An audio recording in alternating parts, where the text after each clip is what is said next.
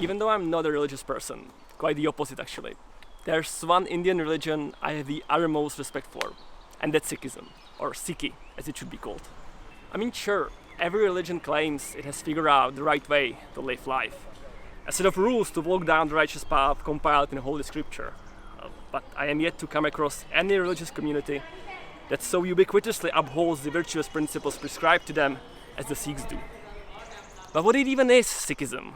Well, after my extensive Wikipedia research and some great personal experience, I'm still in no way qualified, but here goes anyway. The most obvious way to recognize a Sikh is by their dastar, or turban, as it is known in the West. Although it is mostly worn by men, women can also wear it, as well as there are Sikhs who decided to skip any headgear altogether. But more important than the turban is what's underneath it. Uncut hair are one of the 5 symbols of Sikhism, colloquially known as the 5 Ks.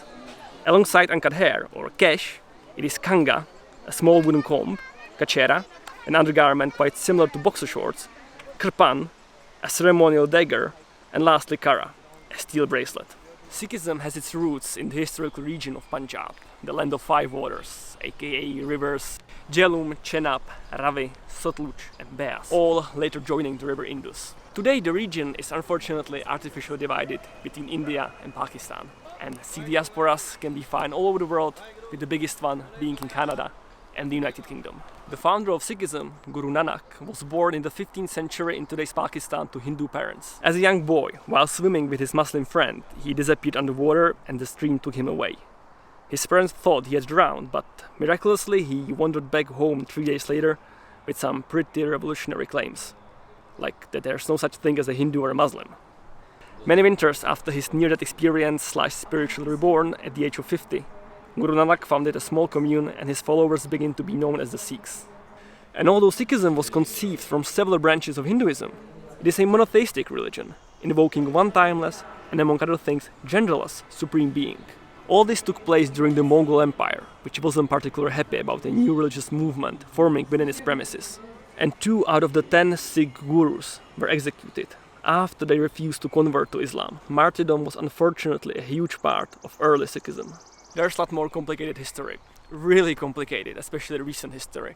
And there's no time to get into that now, plus I would be ripped apart in the comments. Now I would try to focus on some aspects that I really appreciate about Sikhism. And let's start with how they deal with the caste system. Although caste-based discrimination is banned by the Article 15 of the Indian Constitution, it was not eradicated from the society. Sikhs are pretty on board with the idea of egalitarianism, since Guru Gobind Singh abolished all caste inequality in 1699.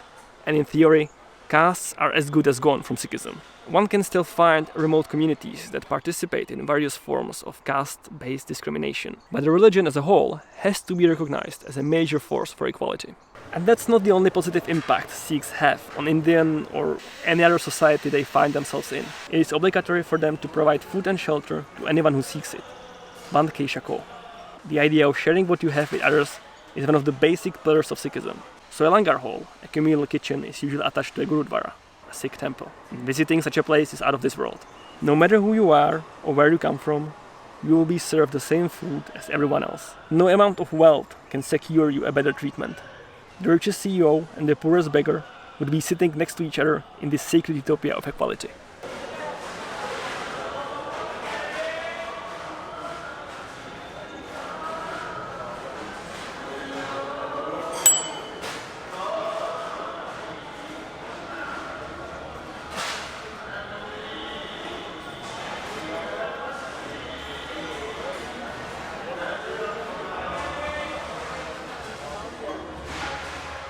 At the same time, all these principles are mandated in a pretty voluntary way. No one forces Sikhs to do good and no one forces them to never cut their hair. Every individual can choose how strictly they will follow these rules. You want to groom your beard and cut your hair? Well, that's your choice and the rest of the community will not hold it against you. For me, this only proves that this is a religion held together by compassion and not punitive rules. Because of this, of how genuinely nice Sikhs are, I feel devastated when they are targeted in racially motivated attacks that are fueled by terrifying ignorance of this faith and its symbols. So hopefully you are now equipped with a bit of knowledge to fight any hideous stereotypes, and I will leave more sources in the description.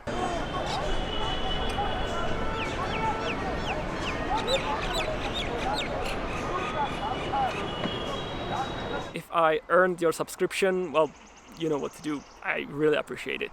And thanks for watching.